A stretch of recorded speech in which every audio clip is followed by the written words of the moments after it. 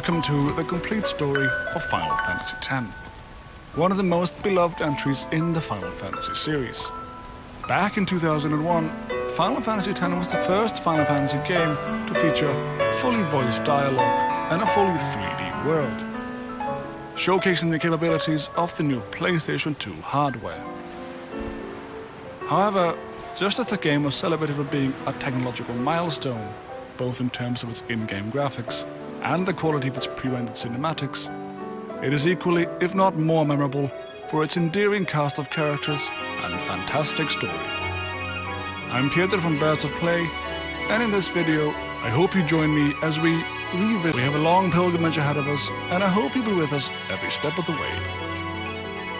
A group of travelers sit around a campfire in silence, until one of them, a young man of 17, breaks away from the group and climbs a nearby hill.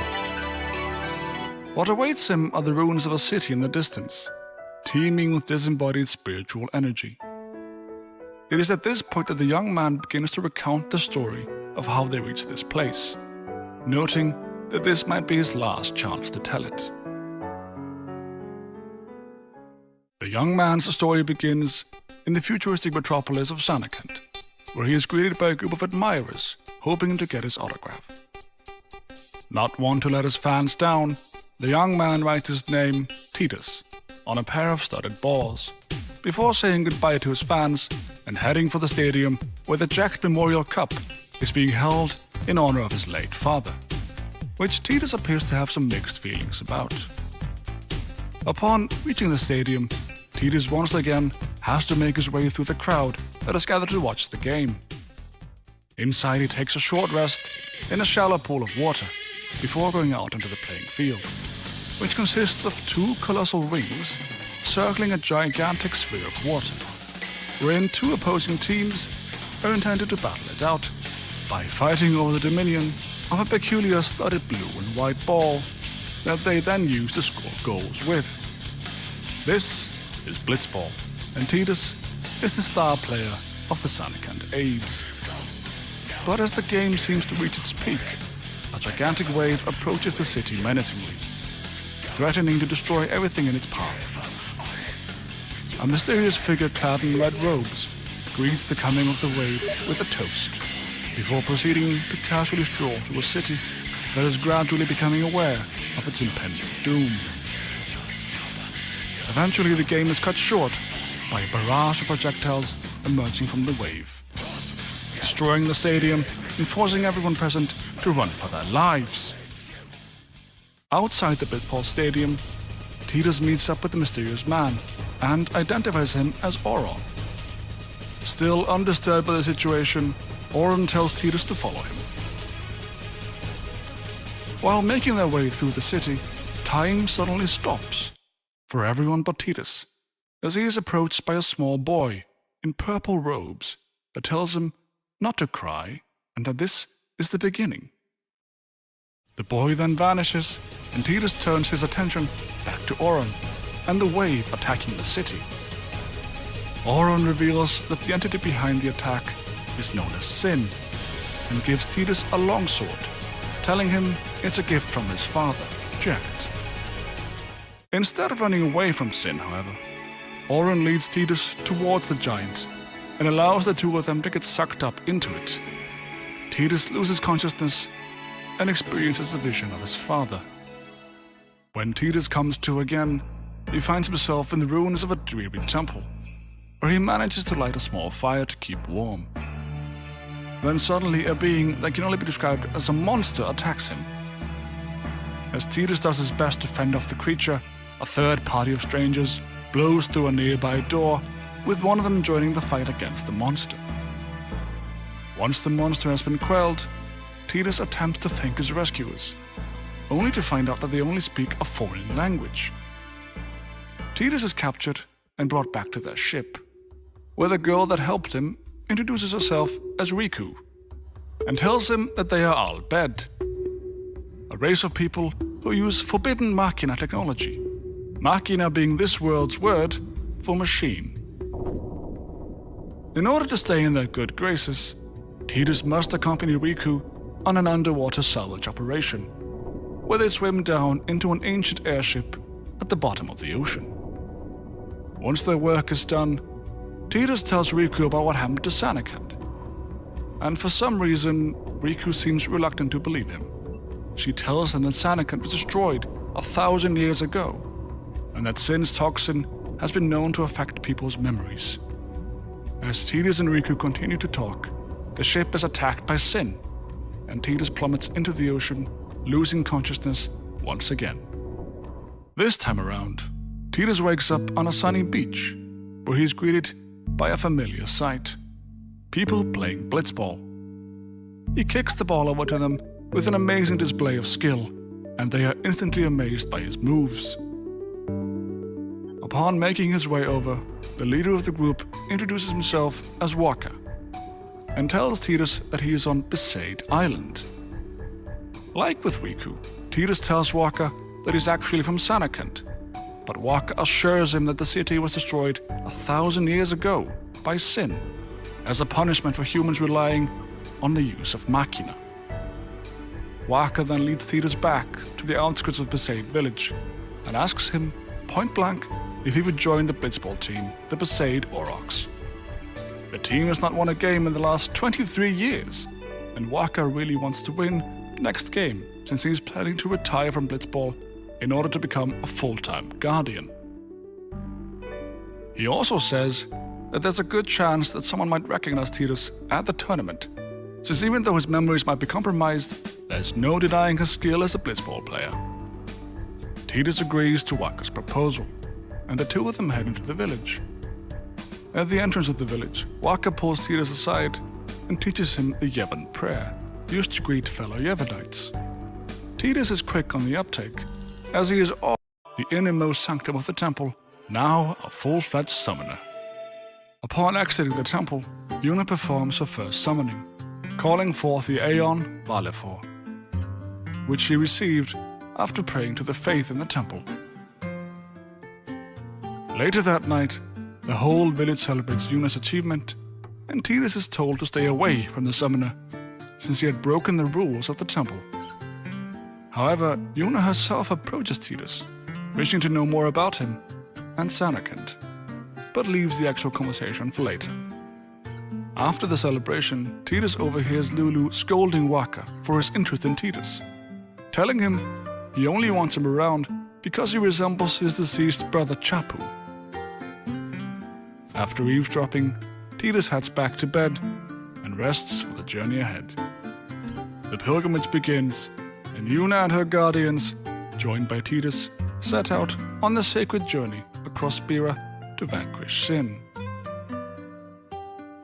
Waka suggests that someone might recognize Tidus at the blitzball tournament in Luca, but before arriving there, they must first make a stop in Kilika. The party sets out on the SS Liki, and on the way across the sea, Tidus and Yuna get a chance to talk. Unlike the others, Yuna believes Tidus' story about Sanakant, because 10 years ago, a man named Jekt had worked as her father's guardian, Yuna being the daughter of High Summoner Braska, the last summoner to defeat Sin. On the voyage to Kilika, Tidus once again experiences an attack by Sin, this time fighting back, but to no avail. The encounter concludes with Sin wreaking havoc on Kilika, destroying much of the town and killing many of its inhabitants. Upon arriving in what remains of Kilika, Yuna performs a sending, intended to guide the souls of the dead to the far plane. In the world of Spira, the dead leave behind fireflies, a form of spiritual energy, and unless a summoner performs a sending for them, they can turn into fiends. After getting some rest after a long day, the group heads to Kilika Temple so that Yuna can enter the Chamber of the Faith and acquire her second Aeon. At the temple they meet the overly smug Luca Goers, another blitzball team that had just finished praying at the temple for victory in the upcoming tournament. Since Tidus isn't a guardian, he is not permitted to enter the Cloister of Trials. But once he is left to his lonesome, the summoner Donna and her guardian approach him and toss him into the trial anyway, due to her rivalry with Yuna for the title of High Summoner. Tidus makes his way through the trial, and regardless of Donna's interference, Yuna obtains the Aeon Ifrit, making her visit to the Chamber of the Faith a success. The party continues its pilgrimage by heading to Luca, the second largest city in Spira, where Waka and Tidus will take part in the Blitzball tournament. Tidus confidently proclaims to the people present at the docks that the Besaid Aurochs will break their losing streak and win the tournament, much to the amusement and bewilderment of those present.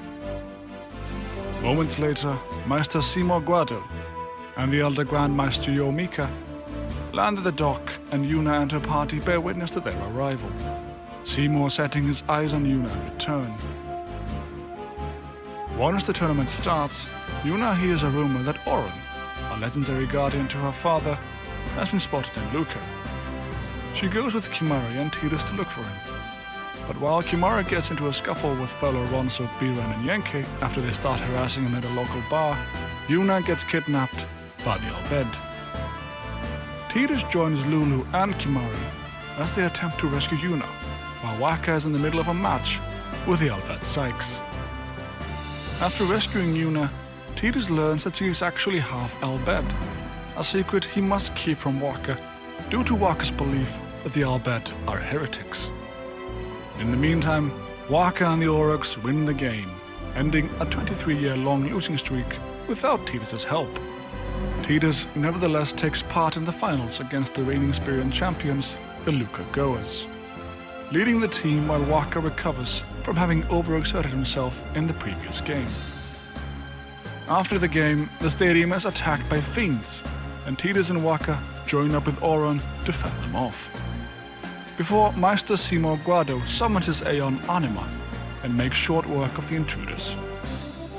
When Tidus and Oron are alone, Oron tells Tidus about how he, Jecht, and Braska defeated Sin 10 years ago, just like Tidus has already heard.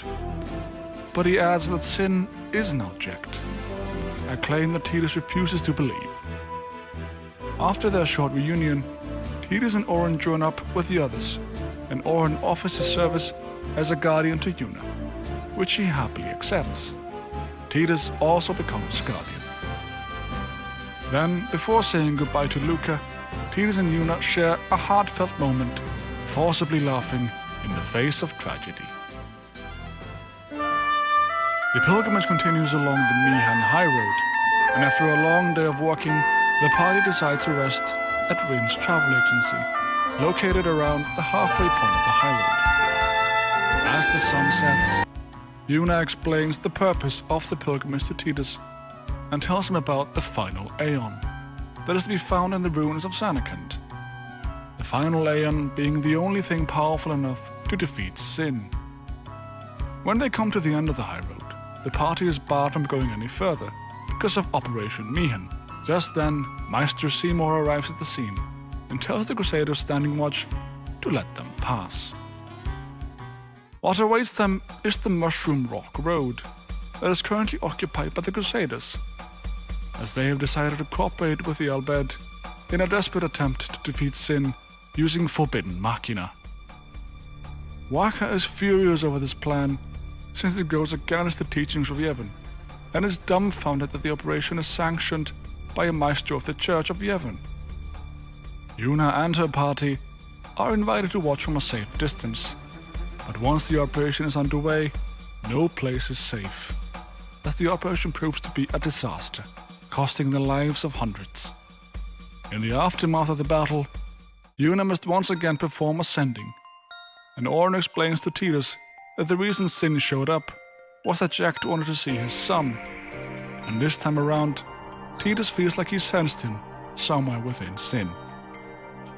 Walking alongside the retreating Crusaders, Yuna and her guardians make their way to Josei Temple, where they meet fellow summoner Isaru. He warns them that there have been rumors about summoners disappearing in the middle of their pilgrimages. After talking with Isaru, the party heads into the Cloister of Trials, and Yuna emerges once again from the Chamber of the Faith with a new Aeon, Ixion. As the pilgrimage continues, they make their way to the Moonflow. In order to get across, they must ride a Sin using Forbidden Machina. Waka is furious over this plan, since it goes against the teachings of Yevon, and is dumbfounded that the operation is sanctioned by a maestro of the Church of Yevon. Yuna and her party are invited to watch from a safe distance, but once the operation is underway, no place is safe, as the operation proves to be